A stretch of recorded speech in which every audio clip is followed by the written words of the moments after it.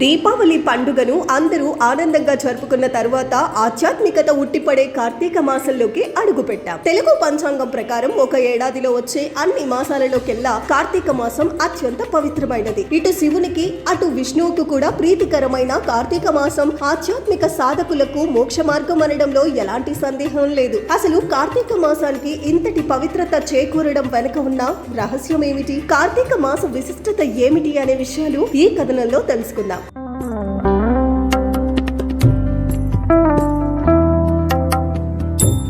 శరద్ ఋతువులో వచ్చే కార్తీక మాసంలో పున్నమి రోజు చంద్రుడు కృతికా నక్షత్రంలో సంచరిస్తాడు కాబట్టి ఈ మాసానికి కార్తీక మాసం అని పేరు వచ్చింది. తెలుగు మాసాల్లో 9వ మాసమైన కార్తీక మాసం అన్ని మాసాల్లోకెల్లా ఉత్తమమైనది. స్కంద పురాణం ప్రకారం కార్తీక మాసానికి సమానమైన మాసం, శ్రీ మహావిష్ణువుకు సమానమైన దేవుడు, గంగతో సమానమైన తీర్థము, వేదాన్ని మించిన శాస్త్రం లేదని తెలుస్తోంది. హిందూ సంప్రదాయం ప్రకారం సనాతన ధర్మాన్ని అనుసరించి ఒక ఏడాదిని 2 ఆయనములుగా విభజిస్తారు. అందులో మొదటిది ఉత్తరాయణం, అయితే రెండవది దక్షిణాయనం. ఉత్తరాయణంలో మాఘమాసానికి ఎంతట విశిష్టత ఉందో దక్షిణాయనంలో కార్తీక మాసానికి అంతే విశిష్టత ఉంది. ఈ పవిత్ర కార్తీక మాసం హరిహరులకు ప్రీతికరమైనది. కార్తీక మాసంలో చేసే శివ ఆరాధనకు విశేష పుణ్యఫలం లభిస్తుందని కార్తీక పురాణం చెబుతోంది. ఈ సందర్భంగా కార్తీక మాసంలో హరిహరులు అనుగ్రహం కోసం ఏం చేయాలంటే నదీ స్నానం.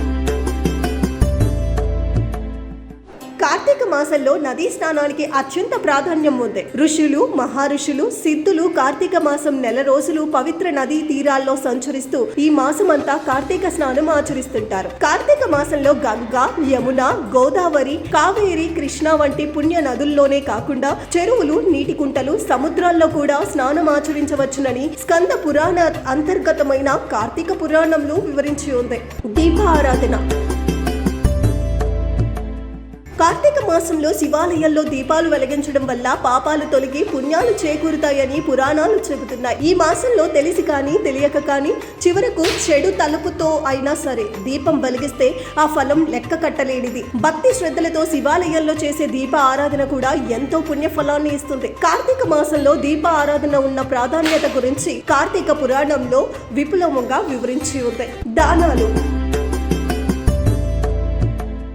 సంపాదించిన ధనానికి కానీ పుణ్యానికి కానీ దానంతోనే సార్థకత చేకూరుతుందని స్కంద పురాణం వివరిస్తోంది. కార్తీక మాసంలో చేసే దానాలకు మామూలుగా కన్నా 1,000,000 రెట్లు అధిక ఫలం లభిస్తుంది. ఈ మాసంలో దీపదానం, సాలగ్రామ దానం, అన్నదానం, వస్త్రదానం, గోదానం, భూదానం వంటి దానాలతో ఇటు ఇహలోకంలో అటు పరలోకంలో కూడా తరించవచ్చునని శాస్త్రాలు చెబుతున్నాయి. ముఖ్యంగా కార్తీక మాసంలో కన్యాదానం చేస్తే అటు 7 తరాలు ఇటు 7 తరాలు తరిస్తాయని గతించిన పూర్వీకులకు సద్గతులు కలుగుతాయని కార్తీక పురాణం చెబుతోంది. పురాణ పఠనం.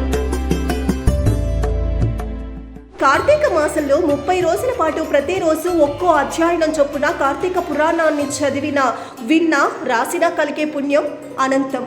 ఉపవాసం. కార్తీక మాసమంతా నక్తం పేరుతో ఉపవాసాలు ఆచరిస్తుంటారు. ఉదయం నుంచి సాయంత్రం వరకు ఆహారం తీసుకోకుండా దైవ ఆరాధనలోనే మనసును లగ్నం చేసి సాయంత్రం నక్షత్ర దర్శనం తరువాత భోజనం చేయడాన్ని నక్తం అంటారు. ఇలా కార్తీక మాసంలో ఉపవాసాలు ఆచరించడం వలన దైవానుగ్రహంతో శుభాలు చేకూరుతాయని పండితులు చెబుతున్నారు. అంతేకాదు ఉపవాసాల వలన మంచి ఆరోగ్యం కూడా సమకూరుతుందని శాస్త్రీయంగా రుజువు చేయబడింది. ఓవైపు హరహర శంకర అంటూ అభిషేకాలతో శివాలయాలు మారుమ్రోగుతుంటే మరోవైపు శ్రీ సత్యనారాయణ స్వామి వ్రతాలతో, ఏకాదశి ఉపవాసాలతో, విష్ణు సహస్రనామ పారాయణాలతో భూలోకం వైకుంఠాన్ని తప్పించేలా ఉండే ఈ కార్తీక మాసం మోక్షదాయకం. ఇంతటి మహిమాన్వితమైన కార్తీక మాసంలో భక్తి శ్రద్ధలతో హరిహరాదులను ఆరాధిస్తూ నియమనిష్ఠలతో ఉపవాసాలు, నదీ స్నానాలు, దీప ఆరాధన, దాన ధర్మాలు చేస్తూ ఇహంలో సకల భోగభాగ్యాలను అనుభవించి జన్మరహిత్యాన్ని పొందవచ్చునని కార్తీక పురాణంలో సూత మహాముని వివరించారు. అందుకే ఈ కార్తీక మాసంలో హరిహరాదులను యథాశక్తి పూజిద్దాం, జన్మరహిత్యాన్ని పొందుదాం. ఓం నమః శివాయ.